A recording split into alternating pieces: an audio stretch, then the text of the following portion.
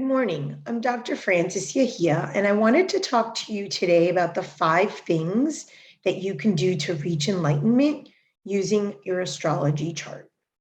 So, first of all, what's enlightenment? There's this great Zen koan that I love that says, chop wood, get enlightened, chopped wood. And that's a little brevity of that statement. The idea of chop wood, get enlightened, chop wood means that the exact same thing as you're doing before enlightenment is the exact same thing that you're doing after enlightenment. What changes is the process, okay? So nothing external has to look different. You may feel different, your life may feel different, and you may interact at a higher vibration. That's hence enlightenment. But you don't need to change your job, your relationship, leave your house, move out. Those things are nonsense. If you make those choices along the way because they serve you and you're not creating additional karma, you're not harming sort of a commitment that you've committed to, then that's a different thing. And so those are sometimes just happenstances to reaching enlightenment as you're transmuting your consciousness, that people are no longer, or jobs are no longer vibrating, and they just leave, or it's amicable. But this idea of blowing up your life in the name of enlightenment or spirituality is real nonsense. The saying says, chop wood, get enlightened, chop wood. So basically, exactly as you were when you left on this hero's journey and you come back are the exact same thing. You come home to the same place. So you're the one that shifted a perception. You're the one that's seeing things differently, but nothing has to change. So let's start with the first thing to reach enlightenment to work on in the chart is your moon. Your moon is a trick. I've said this before. Your inner child should be the only person that gets the moon sign. In this person's case, in Pisces, everybody else should get the opposite sign, which in this person's case is Virgo. Okay, this is your way to meet your needs in an unhealthy, manipulative way. So as soon as you can start shifting the way that you use your moon, that's the first stage towards enlightenment. You cannot get to any others unless you work through your moon sign. It's a trick, it's a matrix. I can never remember the red pill or the blue pill, the one that keeps you in low consciousness. That's the moon. The moon is the one that does not allow you to see the truth and the reality and shift perception. So that's the first stage in reaching enlightenment. Treat yourself with the sign of the moon, everybody else with the opposite sign. Now, please remember that every single planet and archetype in the chart has a light side and a shadow side. That means that in this person's case, yes, they would be engaging in spiritual activities. It's in the 11th house, perhaps seeking some group of friends that are attracted to intuition or compassionate sort of services, but also knowing the shadow side of your moon sign, which for the moon could be, in Pisces could be codependence, could be addiction, could be enmeshment, love bombing, that kind of thing. So that's your first step to enlightenment. Your second step to enlightenment is going to be the element that is on your 12th house cusp. So this chart is not done to equal houses, so I'm just going to teach you a cheap trick. If your ascendant is air, as in this person's case, the element right before, which would be Taurus, is earth. Your 4th house, your 8th house, and your 12th house cusps, when you're in the equal house system, will all be that same element. That's what matters. So go to your ascendant, look at what element it is, air, fire, earth, or water, the one right before. And if you don't know the order, just go to the sign. Here's Taurus is earth. And so her psychic structure is set up as earth.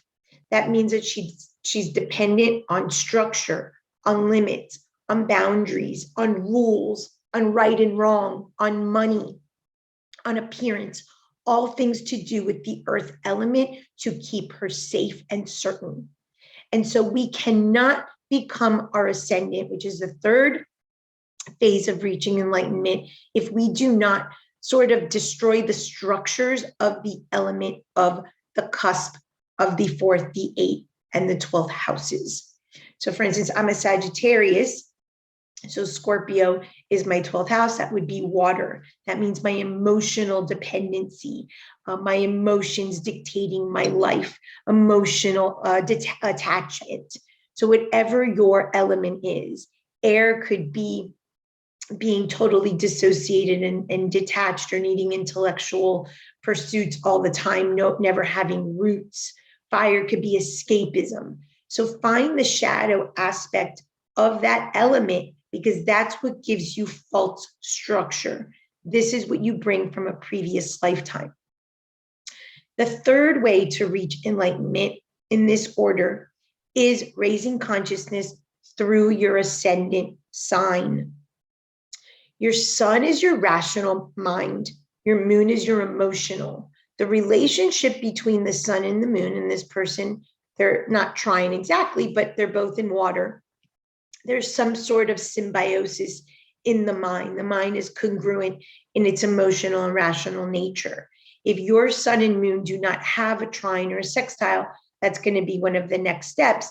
But the sun and the moon represent your mother and your father. I've said before, your sixth chakra is a lotus petal, sun and moon, and in the circle of the chakra is a void. That is your pedestal. That is for you to be the only one on the pedestal, for you to be the king or queen of your life.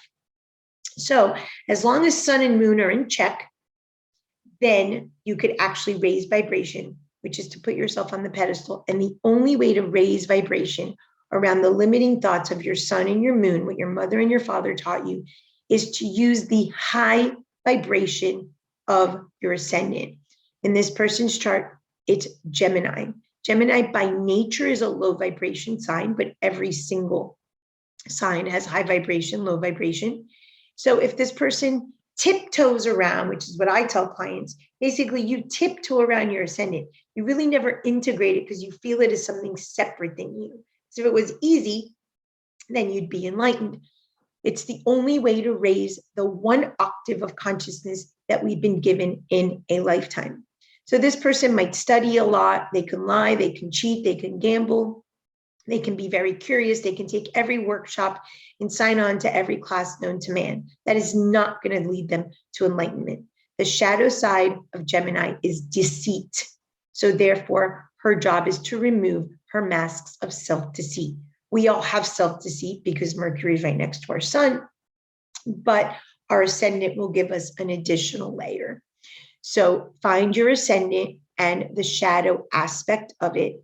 And that is how you could raise consciousness using your ascendant. The fourth way to enlightenment is to become your sun sign, the highest vibration of your sun sign. So in this person's case, their sun is in the second. The sun likes to be in the second. It's to do with money, has to do with values.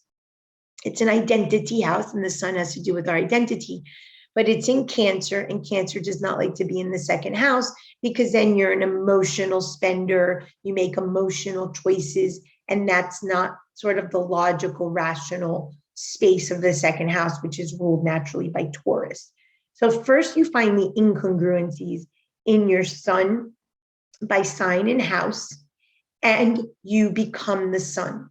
The way to become the sun is to not be the earth, but to rise consciousness from the earth sign. We are born in the earth opposite the sun, and we're making our way around the zodiac over and over again to alchemize, to attempt to become the sun.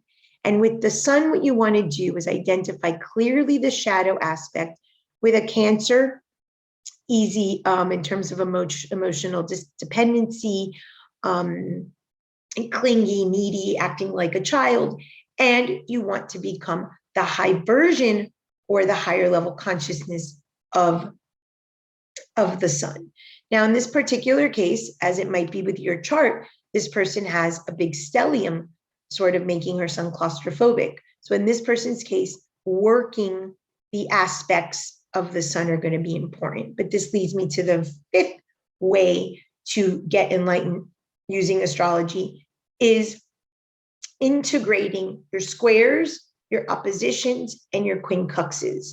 So if your sun happens to have conjunctions, as in her case, then she has to work those conjunctions. Here is this jovial archetype of Jupiter next to the sun. So a lot of gluttony, but then here is this sort of negative, send myself to exile with the black moon. So anything that there's an indulgence in, which will naturally be indulgent because of all of this Cancer, which is a gluttonous sign, then of course there's going to be a self-hatred and a purification because of the black moon. And if you look at the 6th house, she's not very comfortable in her body.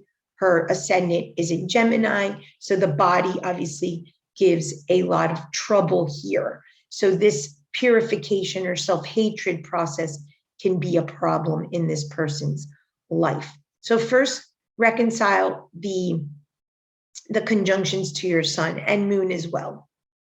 And then you find the squares, the oppositions, quincunxes, and then you could reach enlightenment. There is nothing in your chart that you have been given in a lifetime that you cannot overcome. I often say you're bound to the circle and the cross. You cannot be everything and anything you want in a lifetime. That is not true. You're not unlimited and all that nonsense. You have limits. You're limited to the chart, the circle and the square. But most of us don't even work through the things that we're capable of working through in our lifetime. So there's plenty to do on our way to enlightenment. Thank you.